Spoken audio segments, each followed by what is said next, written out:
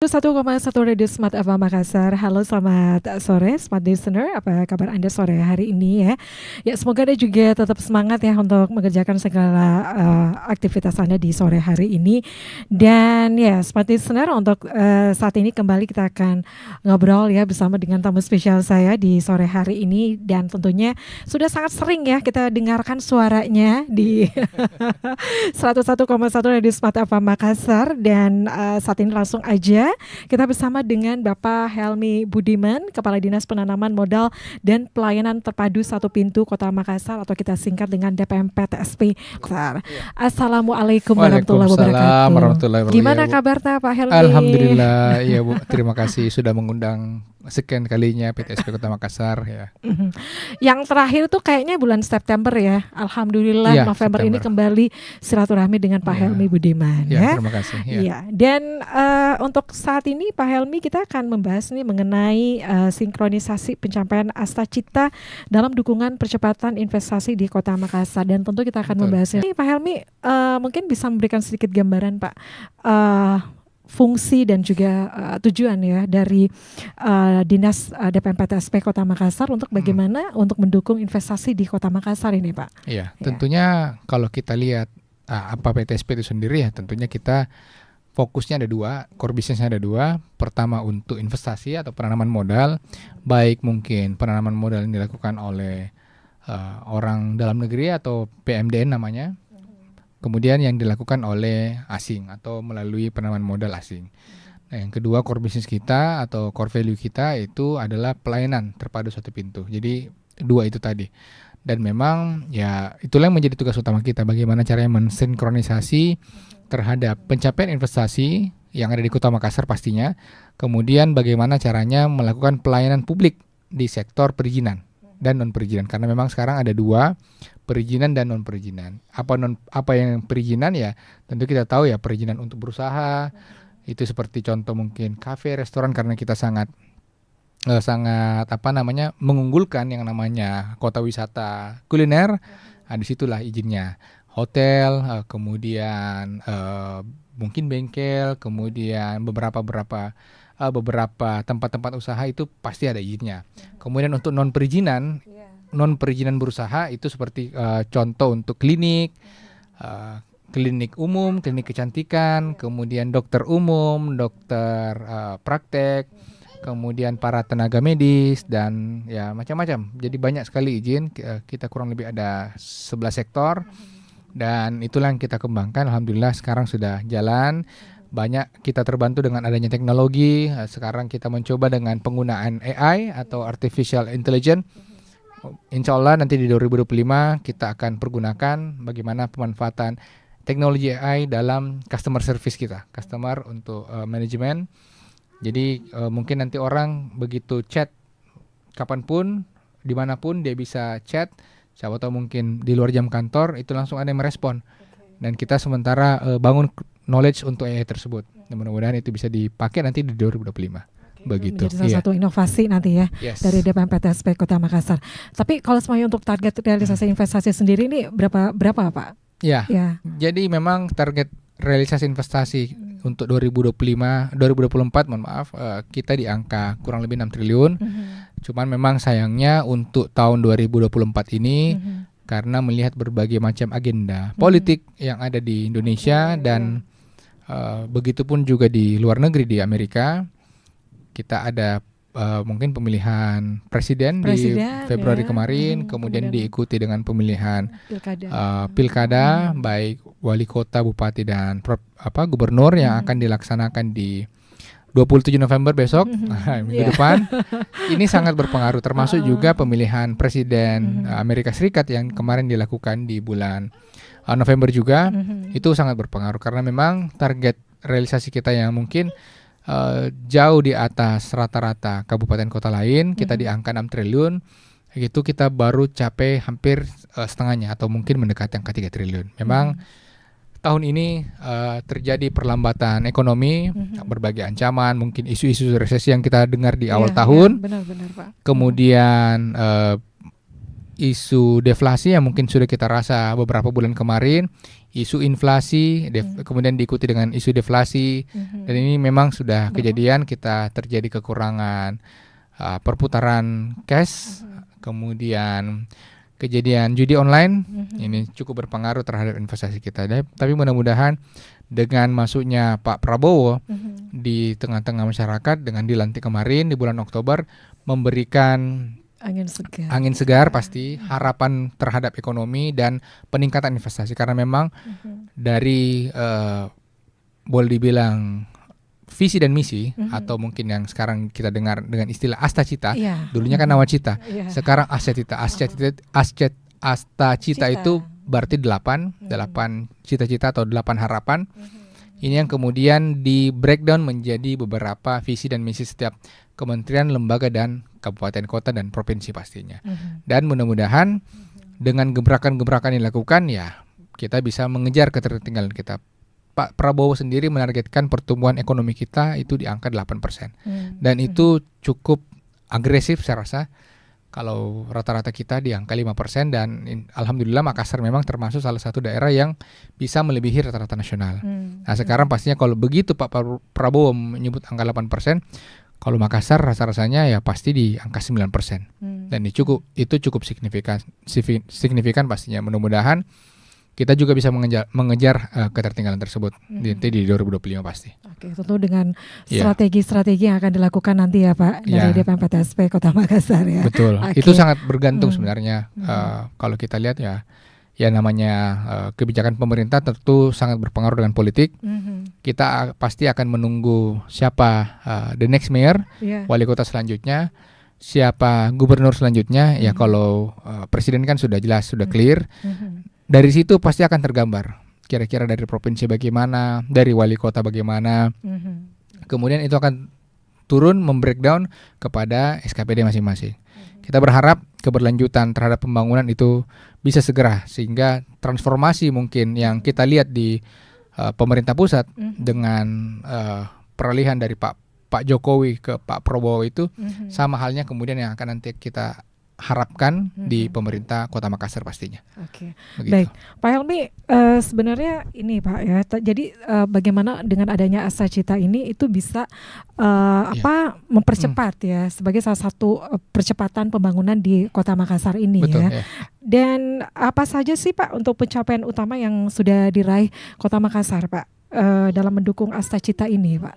Ya, jadi kemarin waktu beberapa minggu yang lalu di awal November itu sempat Pak Prabowo, Pak Presiden itu melakukan pertemuan dengan seluruh pejabat daerah, termasuk Forkopimda, dan ya alhamdulillah waktu itu salah satu kepala SKPD, satu-satunya mungkin boleh saya bilang satu-satunya kepala SKPD yang diundang hadir langsung di pertemuan itu adalah kepala DPMPTSP se-Indonesia, baik itu tingkat provinsi maupun kabupaten kota. Dan memang yang menjadi poin penting dari boleh dibilang dari Astacita ini adalah upaya hilirisasi yang dulunya di zaman Pak Jokowi itu kemudian dilanjutkan.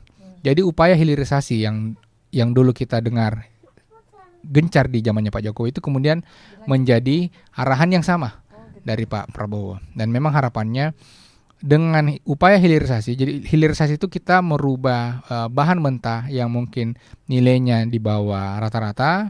Kemudian itu kita perbaiki, kita produksi, kita perbaiki manufacturing kita, sehingga Indonesia itu bisa beralih dari mungkin yang dulunya dalam zona konsumen itu menjadi zona industrialisasi. Jadi ada upaya seperti begitu, dan memang harapannya begitu hilirisasi dilakukan ada nilai tambah. Jadi bisa menambah devisa negara pasti, dan bisa membuka lapangan pekerjaan. Ini yang diharapkan. Jadi Pak Prabowo sangat intens terhadap hilirisasi dan kemudian investasi. Memang ya tentu untuk mencapai angka 8% untuk pertumbuhan ekonomi Indonesia secara global atau makro memang cukup berat. Tetapi saya rasa ya tidak ada yang tidak mungkin. Ini bisa kita lakukan sepanjang regulasi dari kebijakan pemerintah pusat, provinsi dan kabupaten kota itu sinkronis atau sejalan. Itu yang paling penting sebenarnya. Dan pasti ya pemerintah kabupaten kota atau mungkin Pak Wali Kota itu bisa memahami atau visi yang sama. Jadi yang Begitu. terpenting adanya regulasi dan juga kebijakan ya dari Iya, pemerintah regulasi pusat yang ini. sama atau sinkronisasi terhadap regulasi tersebut Ya, supaya oke. mendukung dan tidak saling tumpang tindih. Pasti begitu. Dan kita harapkan memang ya boleh dibilang ya transformasi antara mungkin pejabat sebelumnya atau wali kota nantinya yang akan melanjutkan itu bisa lebih mudah juga atau lebih smooth. Seperti begitu, dan kita bisa berakselerasi lebih cepat atau lebih gampang. Ya, jadi jangan sibuk dengan programnya masing-masing gitu ya Pak. Betul ya, itulah yang biasa terjadi. Iya. Kadangkala kalau misalnya terjadi perubahan atau pergantian pemerintahan, biasanya ya orang terlalu lama berkutat dengan transformasi, sehingga akselerasi pembangunan kadang-kadang agak lama terjadi, butuh mungkin penyesuaian atau segala macamnya lah. Jadi banyak kendala yang terjadi, sehingga pada saat kemarin Pak Prabowo menyampaikan arahan dan paparannya, beliau berharap bahwa dalam beberapa bulan ke depan ini, karena pemerintahan kabinet Pak Prabowo sudah terbentuk, kabinet Merah Putih sudah terbentuk, terjadi percepatan. Begitu begitu pemilihan sudah selesai, kemudian diikuti kemudian dengan pelantikan di bulan Februari, tanggal 10 Februari 2025. Setelah itu ya paling tidak mungkin 1 bulan setelah kepala daerah dilantik, sudah ada percepatan untuk mengejar ketertinggalan dalam pencapaian asta cita. Begitu. Langsung kerja gitu ya Langsung Pak. kerja, Langsung pasti. kerja, ya. Kita Oke. menunggulah, Iya. mudah-mudahan. Ya. Baik, tentu ada banyak strategi yang dilakukan ya untuk bisa mencapai pertumbuhan ekonomi ya di Iya. Kota Makassar ini. Tadi seperti diinformasikan untuk pertumbuhan ekonomi secara nasional itu kan 8% gitu ya 8%, Pak. Iya.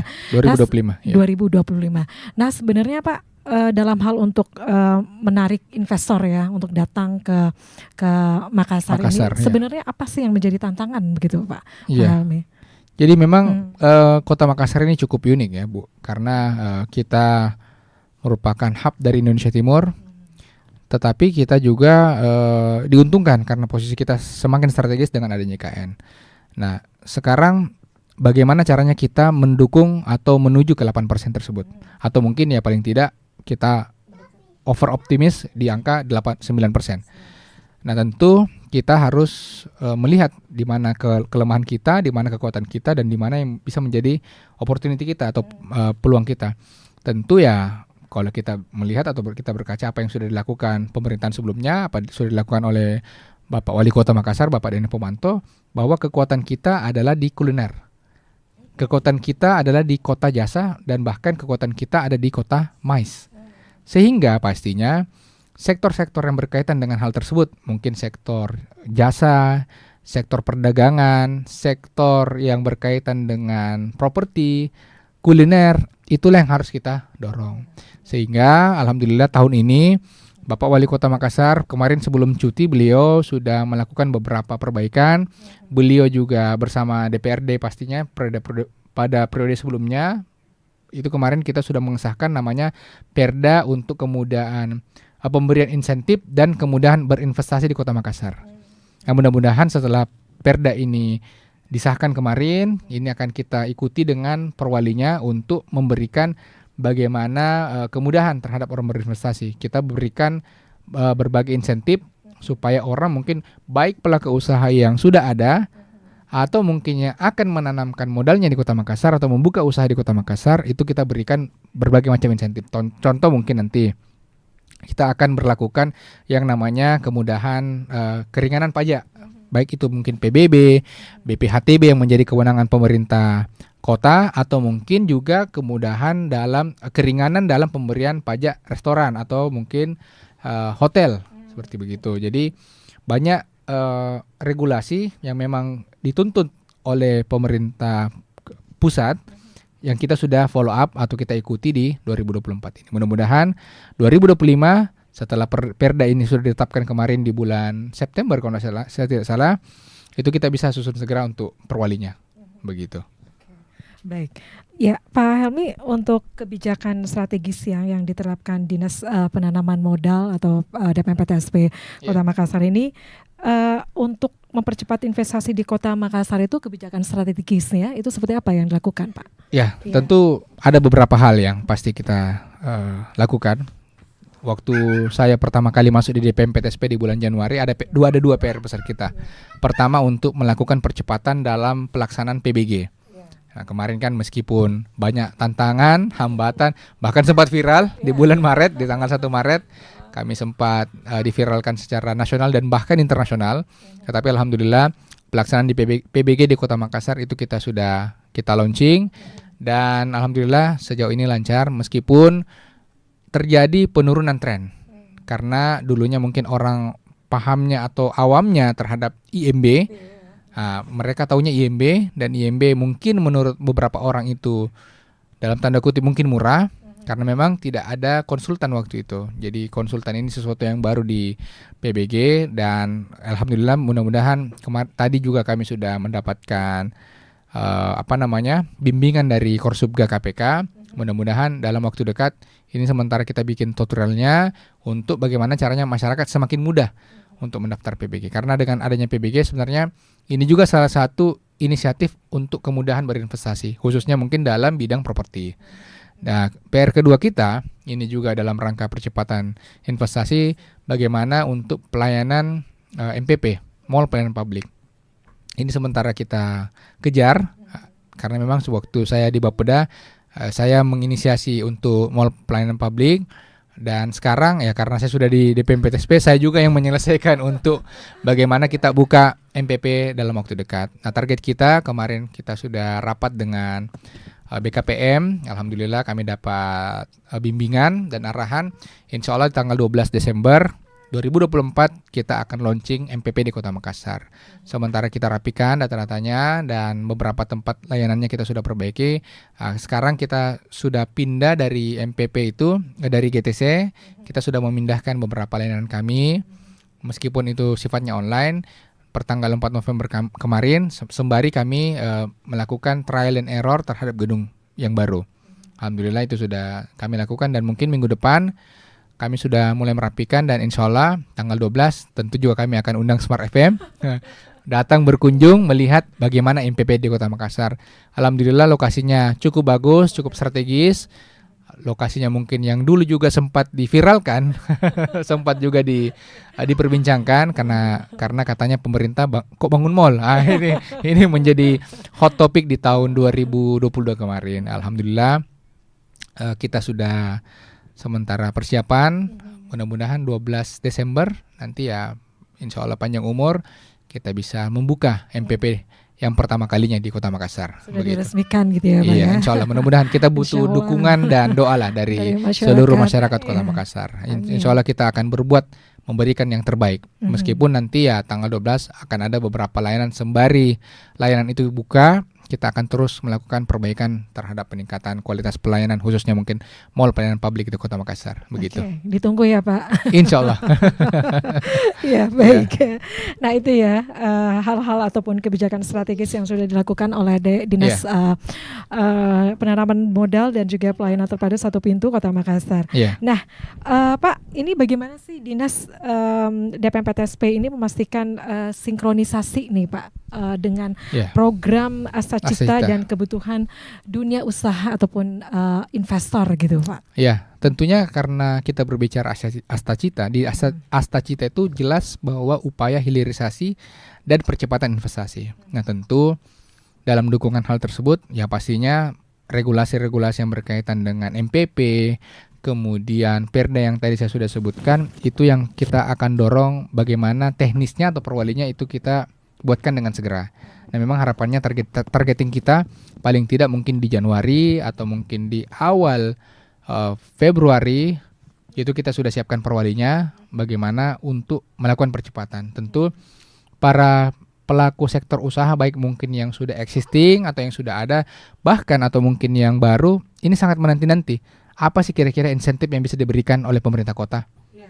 Apa kira-kira? Karena kalau bisa melihat sekarang kan pemerintahan Pak Prabowo ini kan sementara lagi boleh dibilang lagi disoroti karena isu kenaikan PPN di 2025 sebesar 12% ya. Kalau kita lihat memang rasa-rasanya ya tidak mungkinlah pemerintah itu serta-merta menaikkan PPN tanpa memberikan insentif di satu sisi. Sehingga kunci untuk mendukung percepatan Astacita ini tentu adalah pemberian insentif. Baik itu mungkin kemudahannya, atau mungkin keringanan pajak, retribusi, atau mungkin pembukaan ruang-ruang untuk sektor usaha melakukan usahanya di Kota Makassar. Seperti begitu. Jadi banyak, termasuk juga kemarin juga kami mengikuti yang namanya South Sulawesi Investment Forum yang dilakukan oleh Bank Indonesia ya. Kemarin kita juga melakukan pertemuan dengan beberapa pihak mungkin dari Australia, kalau tidak salah dari The Fed Australia, kemudian dari Nippon Koi. Kita memperkenalkan kembali Japarate, dan memang pihak yang tertarik terhadap investasi ini memang dalam tanda kutip mereka menunggu pemerintahan selanjutnya. Apakah pemerintahan selanjutnya ini sangat concern investasi atau tidak? Tapi ya kami sampaikan bahwa inilah bagian daripada visi Astacita, di mana Bapak Presiden sangat mengharapkan peningkatan investasi. Karena memang ya kalau kita mau sebut ya, tentu pemerintahan yang baik tidak lagi bergantung terhadap pajak dan retribusi, tetapi bagaimana caranya menggait investasi yang berasal mungkin dari masyarakat, swasta, atau bahkan dari luar negeri. Karena kalau misalnya ada investasi yang dilakukan, tentu akan ada pembukaan lapangan pekerjaan. Mau itu langsung atau tidak langsung. Begitu ada lapangan pekerjaan yang terbuka, pasti kesejahteraan atau perputaran uang di masyarakat itu semakin bagus. Begitu itu ada lapangan pekerjaan, pastinya ya masyarakat semakin sejahtera. Jadi percepatan investasi memang sangat dibutuhkan di periode 5 tahun ke depan. Begitu. Itu beberapa strategi yang sudah dilakukan gitu ya Pak. Ya. Dan untuk percepatan investasi juga Pak, bagaimana dengan dukungan pelayanan berbasis digital ini Pak? Wah, kalau berbicara berbasis digital, tentu saya rasa ya bukan hal yang baru lagi di PTSP Kota Makassar, karena sebelum saya masuk di DPM PTSP Kota Makassar, pendahulu kami, baik mungkin 5 tahun sebelumnya itu sudah melakukan transformasi. Banyak sekali yang transformasi kita lakukan, termasuk penggunaan OSS tentu dengan arahan dari pemerintah pusat di BKPM. Zaman Pak Bahlil kemarin itu sudah meluncing yang namanya OSS, online submission ya. Itu sudah dilakukan. Alhamdulillah tahun ini kita juga punya banyak inovasi. OSS kita tingkatkan, kemudian penggunaan PBG itu juga bagian daripada online. Oh, ada juga Pak Ya, ya? PBG, itu PBG sudah menggunakan sistem online dari Kementerian PUPR. Kemudian tahun ini juga kita meluncing namanya PKKPR online juga, berbasis online, yang bisa digunakan untuk UMKM atau mungkin berusaha yang di bawah mikro. Kemudian tahun ini kita juga punya banyak aplikasi yang di-launching. Kebetulan teman-teman para pejabat struktural yang melakukan pendidikan itu dituntut untuk melakukan inovasi juga. Itu juga kita lakukan, dan mungkin tahun depan dengan AI, artificial intelligence, kita melakukan fitur customer service berbasis AI.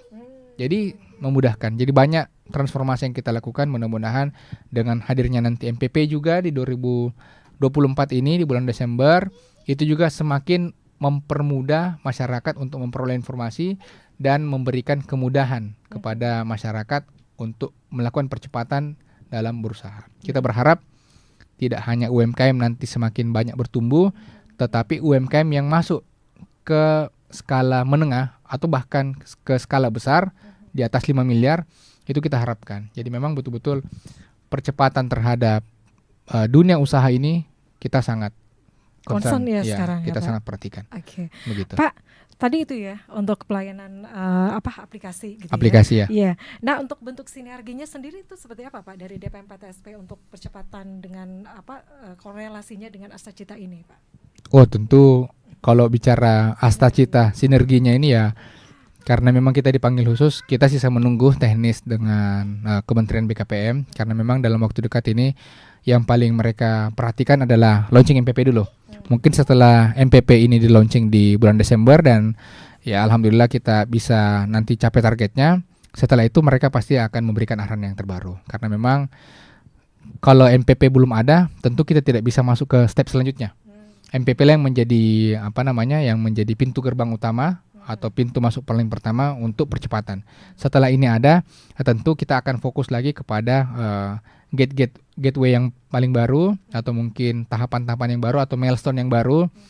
Ya kalau berbicara mungkin dari sisi kami ya, setelah MPP ada, selanjutnya kita akan buat VIP launch untuk para investor yang besar-besar, atau mungkin kita akan buat Makassar Investment Forum yang mungkin temanya atau mungkin tempatnya yang sedikit berbeda. Karena kemarin kita sempat berdiskusi, tentu BKPM kami sangat sering melakukan koordinasi nantinya, karena ya kita tahu ya Astacita sendiri sudah menyampaikan bahwa upaya hilirisasi dan investasi menjadi poin penting untuk pencapaian target ekonomi di 8%, begitu. Pak, ini bagaimana nih kerjasama dengan sektor swasta atau masyarakat untuk mendukung program investasi, Pak, di Kota Makassar? Kalau bicara kerjasama, jadi beberapa hari terakhir ini, kalau kita lihat di DPMPTSP sudah sangat giat. Kita alhamdulillah kemarin mendapatkan support yang cukup luar biasa dari pemerintah Kota Makassar. Kami diberikan alokasi anggaran untuk melakukan pertemuan. Kami mengundang beberapa sektor swasta, baik mungkin dari PHRI. Nah kebetulan salah satu lembaga atau mungkin salah satu stakeholder yang kita gandeng selama ini adalah Dewan Investasi. Dewan Investasi Kota Makassar ini terdiri dari beberapa elemen, dari beberapa stakeholder. Nah, salah satu di dalamnya adalah DPD PHRI dan DPD REI. Jadi kita mengundang bagaimana memberikan masukan, dan memang masukan yang paling banyak salah satunya adalah bagaimana berkaitan dengan izin, karena memang terjadi kesalahan persepsi pemahaman aturan yang mungkin boleh dibilang cukup menghambat beberapa bulan terakhir. Ini sementara kami carikan formulasinya, karena ada mungkin kesalahan persepsi pada saat penyusunan Perda bangunan gedung di tahun 2023 kemarin yang melakukan perubahan istilah terhadap PBJ, sehingga ya ini disarankan, alhamdulillah besok kita mengundang stakeholder terkait untuk bagaimana caranya orang semakin mudah. Jadi utamanya sektor pendidikan, sektor kesehatan, untuk izin operasional sekolah, PAUD, kemudian klinik, apotik, itu memang lagi ada kendala sekarang. Tapi ya saran-saran yang kemarin itu besok langsung kita tindak lanjuti. Jadi 2 minggu terakhir itu kita sudah lakukan pertemuan cukup intens dengan beberapa sektor, dengan beberapa pihak, mewakili dari sekolah, teman-teman di kesehatan, serta DPD RE dan PHRI. Memang banyak sekali permasalahan yang terjadi di di sektor perizinan, tapi kami berupaya untuk melakukan perbaikan. Jadi memang ya perlu semakin sering kita melakukan tatap muka dengan teman-teman sektor swasta, memang sangat perlu. Karena memang tidak bisa kita pungkiri, teman-teman sektor swasta ini yang paling tahu di mana celahnya, di mana kelemahan dari regulasi tersebut, sehingga kita bisa melakukan perbaikan. Begitu ya, alhamdulillah sudah kita lakukan kemarin. Mudah-mudahan besok insya Allah kita lakukan percepatan, membuat komitmen bersama untuk menindaklanjuti dari hasil rapat pertemuan sebelumnya. Begitu. Jadi masukan yang dilakukan oleh sektor swasta ini juga bisa menjadi hal yang kita bahas nantinya. Ya pasti. Gitu ya, kita berharap ada perbaikan dengan segera, dan ya harapan dari pertemuan sebelumnya itu memang ya upaya untuk percepatan dan perbaikan ini juga dengan sejalan dengan Astacita, ya itu bisa dilakukan oleh pemerintah Kota Makassar. Begitu. Ya. Baik, kita ada beberapa pertanyaan ya, udah masuk di live chat di channel YouTube Smart Ava Makassar nih. Apa saja layanan di MPP Makassar nanti, Pak, katanya? Banyak layanan. Iya. Salah satu one stop shopping gitu, Pak. Semuanya yes, ada, gitu ya. Ya semuanya ada. Jadi mungkin sebagai gambaran kepada para pemirsa Smart FM, salah satu layanan yang kita bawa pastinya tentu dari pemerintah Kota Makassar, layanan internal kami. Contoh mungkin layanan untuk izin praktek, izin klinik, izin apotik, yang dulunya di bawah naungan DPMPTSP itu pasti akan kita bawa. Layanan PBG atau yang dulu namanya IMB, layanan Samsat, pembayaran STNK, Kemudian nanti kita juga upayakan kerjasama dengan teman-teman BPJS Tenaga Kerja. Kalau ingin membayar mungkin JHT-nya, jaminan hari tua atau jaminan pensiun, teman-teman yang swasta itu akan kita buka juga loketnya. Kemudian kita juga upayakan kerjasama dengan BPJS Kesehatan pastinya. Kemudian dengan BPN, karena memang kendala itu juga kemarin kita diskusikan bahwa ada kendala dalam layanan PBG. Kenapa orang harus membawa berkasnya dari PTSP ke BPN? Jadi ini akan kita buatkan satu atap sehingga orang tidak perlu lagi membawa berkasnya.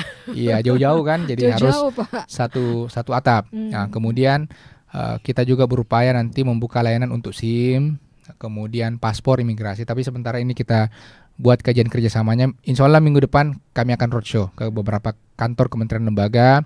Mudah-mudahan mereka support karena tentunya pasti begitu kita minta loket layanan pasti mereka juga butuh resource-nya, butuh orang-orang yang standby di sana. Mudah-mudahan ini bisa terlaksana begitu. Dan satu mungkin yang cukup unik, ini kami sementara kaji, kami sudah sampaikan kepada wali kota terpilih Bapak Dhani Pomanto sebelum beliau cuti bahwa kalau kita lihat arahan dari BKPM mungkin bisa juga nanti dilakukan di Makassar untuk membuka layanan pernikahan. Oh gitu Pak. Iya, jadi kalau misalnya mungkin pilihan menikah kan ada beberapa, bisa di KUA, bisa di masjid, nanti ada di MPP.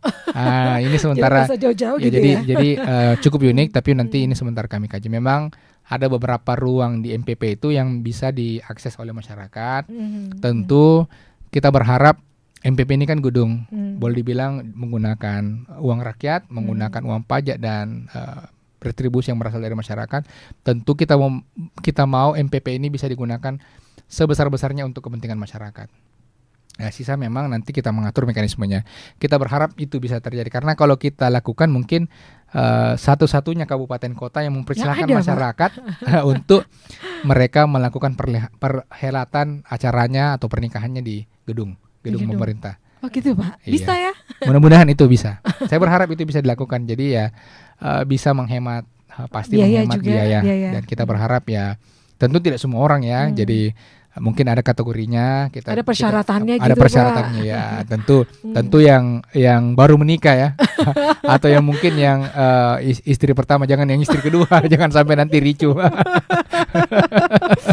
Begitu. Jadi banyak inovasi. Kami berharap banyak inovasi karena memang gedung ini cukup unik. Ini akan menjadi landmark yang baru di Kota Makassar karena posisinya strategis, bangunannya cukup unik dan memang kita buka untuk masyarakat. Oke, ditunggu begitu. Pak, bukanya nanti di 12 Desember 2024. Mudah-mudahan kita akan undang Smart FM.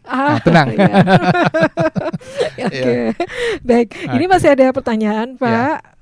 Maju terus tiap MPTSP Kota Makassar, investasi untuk semua dan bermuara pada kesejahteraan masyarakat katanya, Pak. Amin. Terima kasih doanya. Kemudian ada lagi nih, Pak, kemarin ini kan viral ya, salah satu owner skincare di Makassar bangun rumah gede tapi nggak ada izin PBG-nya ini, Pak.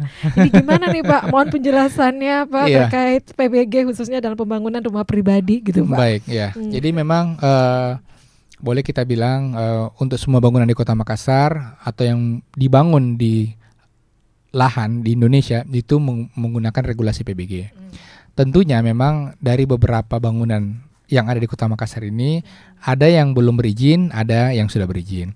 Nah, bagi bangunan yang belum berizin tentu kami berharap kepada seluruh masyarakat itu sadar akan regulasi.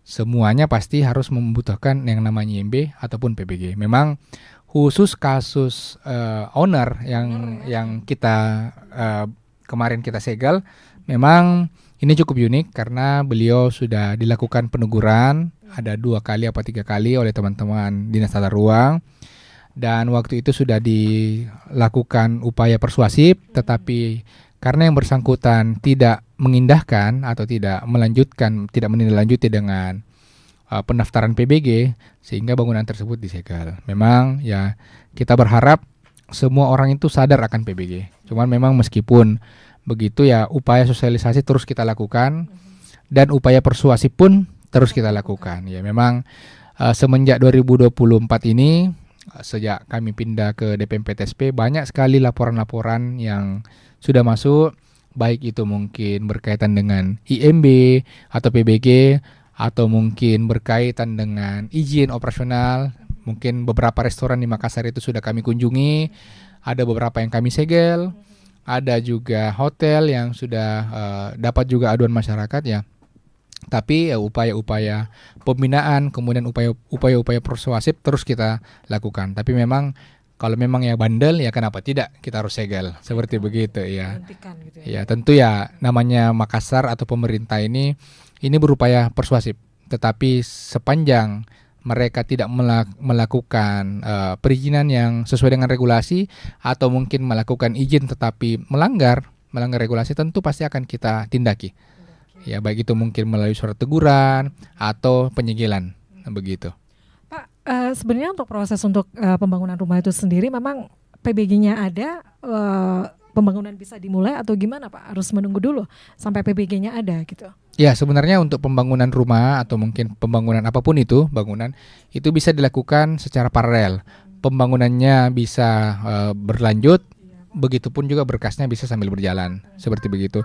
Bahkan bangunan-bangunan yang belum ada izinnya tetapi sudah terbangun, itu silahkan dilakukan permohonan. Karena jangan sampai nanti bangunan tersebut yang berada meskipun itu di lahan Bapak Ibu sekalian, para pemirsa, bisa saja dia melanggar dalam segi tata ruang atau melanggar yang namanya batas-batas garis sempadan bangunan. Itu yang mesti kita pahami, karena memang ada titik-titik lokasi atau ada titik-titik tanah di Makassar itu yang peruntukannya tidak bisa dibanguni. Contoh mungkin kalau kita berbicara masalah kawasan lindung, memang lahannya mungkin milik personal, tetapi dia dalam kawasan lindung, itu tidak bisa dibangun sama sekali.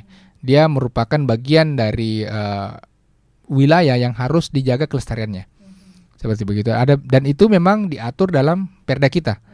Jadi sehingga ya pentingnya untuk setiap warga itu tahu di mana lokasinya, apa yang bisa kita bangun. Ya, sehingga ya kejadian mungkin yang sudah viral si owner ini ya bisa kita minimalisir lah di Kota Makassar. Ya karena kita tahu kan membangun itu biayanya tidak sedikit, dan ya kita tahulah properti salah satu sektor yang paling seksi mungkin di Kota Makassar, dan ini merupakan sektor yang boleh dibilang paling banyak cuan adalah properti.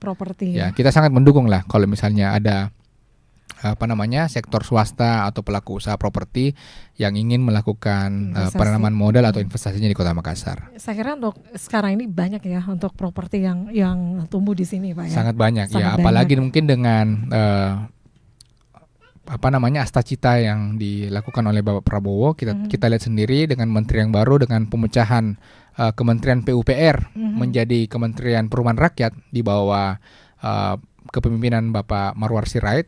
Kita lihat ya pemerintah pusat sudah semakin gencar untuk melakukan pembangunan, baik itu mungkin di lahan-lahan yang nantinya disita atau lahan-lahan tidur, itu akan dimanfaatkan untuk pembangunan rumah tinggal, di mana ya pemerintah saat ini mengejar untuk percepatan pembangunan rumah tinggal untuk masyarakat miskin. Begitu. Itu yang menjadi utama ya untuk dan pasti Makassar salah satu daerah yang akan diprioritaskan, ditargetkan untuk melakukan percepatan rumah tinggal bagi masyarakat miskin. Begitu. Baik, Pak, kita masih punya waktu nih. Tentunya dari DPMPTSP Kota Makassar, apa target dan juga harapannya ke depan gitu Pak? Ya, tentunya target kita ke depan adalah bagaimana caranya segera merealisasikan yang namanya MPP.